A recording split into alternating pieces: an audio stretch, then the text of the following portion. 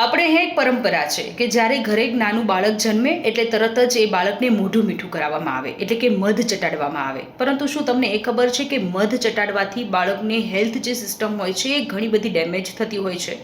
WHO નું કહેવું છે કે 1 વર્ષ સુધી નાના બાળકોને મધ, ખાંડ, મીઠું, પ્રોસેસ ફૂડ કે ઘણી બધી વસ્તુઓ કે જે ગળામાં ચોક થઈ જાય એવી બધી વસ્તુઓ ન આપવી જોઈએ. 6 મહિના સુધી નાનું બાળક બ્રેસ્ટ ફીડિંગ પર જ હોય છે અને 6 મહિના પછી ફ્રૂટ છે એ તમે આપી શકો છો, એ સાથે ચોખાનું પાણી, દાળનું પાણી એવું આપી શકો છો.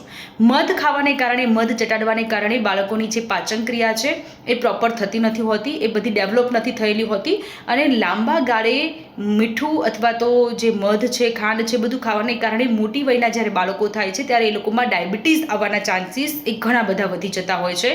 એમની જે ઇમ્યુનિટી સિસ્ટમ હોય છે એ ખૂબ જ લો થઈ જતી હોય છે. એટલે જ્યારે પણ ઘરમાં નાનું બાળક જન્મે તો જે ડૉક્ટર દ્વારા જે કહેવામાં આવતું હોય છે એનું પાલન કરવું.